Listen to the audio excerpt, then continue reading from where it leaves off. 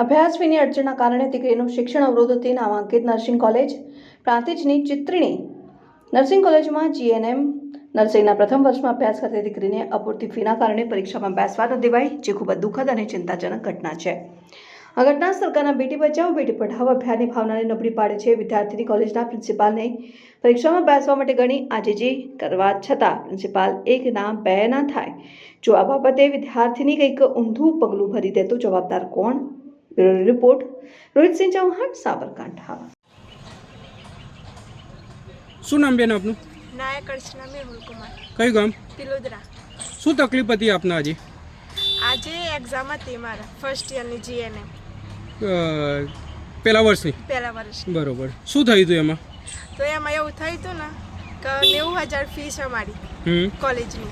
તો એમાંથી 69,000 ભરી દીધા છે. 69,000 ભર્યા છે? હા. કેટલા સમય પહેલા ભર્યા હતા? એ કેટલું થયું? 1 મહિના જેવું થયું. 1 મહિના પહેલા ભરી દીધા હતા. બરોબર છે. પછી બાકીનું? બાકીના 31,000નો ચેક આપવાનું કીધું. ચેક આપવાનું કીધું? હા. તો ચેક નહીં સ્વીકારતા. ચેક ક્યારે આપવાની વાત થઈ હતી? ચેક 2-3 દિવસ થયા અહીંયા હતા મારીએ છીએ. બરોબર. એક્ઝામ આવતી હતી ને હા. તો રિક્વેસ્ટ બહુ કરી. હા. પણ ના મને છે, ના જ મને, ના જ મને એક્ઝામમાં ના બેસી. ચેક લેવાનું કોણ ના પાડતું હતું? જે પ્રિન્સિપલ સર છે ને હા. એ જ ના પાડે. શું નામ છે પ્રિન્સિપાલ સાહેબનું? નરેન્દ્ર સર શર્મા. બરોબર છે. આવું કોઈ તમારા બીજી કોઈ વિદ્યાર્થી સાથે થયેલું છે? ઘણા લોકો જોડે થયું છે પણ કોઈ દંડના નિર્દેશન કોઈ કશું કરતું નથી.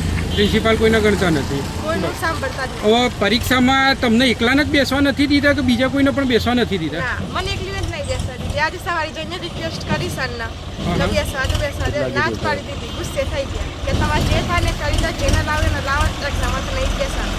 જે થાય કરી લો એમ કીધું હતું? કરી લો. શિવાય એવું કીધું હતું એવું જ સાહેબ? કીધું હતું. બરોબર છે. કેટલા વાગ્યાનું પેપર હતું? 10 થી 1 નો ટાઈમ. 10 થી 1 નો ટાઈમ હતો. એટલે હું અત્યારે તો પેપર પૂરું થઈ ગયું છે આપણું. હા, તો અમે 10 થી 1 વાગે નહીં જ બેસે છીએ. 10 થી 1 વાગ્યા સુધી અહીંયા જ બેઠા છો? હા. આ પેપર ચાલુ થાય એ પહેલા તમે સાહેબને રિક્વેસ્ટ કરવા ગયા હતા? સર 9 જેવા અમે ગયા હતા. હા. સરને કીધું કે સર આજે એક્ઝામ છે તો મને એક્ઝામ આપવા દો. તો સરને ના જ પાડી દીધી કે એક્ઝામ આપવા નહીં મળે, ફીસ ભરો. સરને કીધું અમે કે સર અમે ચેક લઈને આવ્યા છીએ, અમારા જોડે રોકડા નહીં. અને અમે રીઝન બી બતાવ્યું સરને કે આ રીઝનથી અમારા ફીસ નહીં ભરાઈ. તો બી સર માનતા જ નહીં, એક્ઝામમાં ના બેસે. ચેક ના લેવા પાછળનું કારણ સાહેબ કંઈ જણાવતા હતા? એવું બધું કંઈ કહેતું નહીં કે અહીંયા ચેક સિસ્ટમ નહીં ચાલતી, કેશથી જ ચાલે છે. ચેક સિસ્ટમ નથી હા, ચાલતી? નહીં ચાલતી. બરોબર છે. ઓકે, વાંધો નથી. ચલો, આભાર આપનો.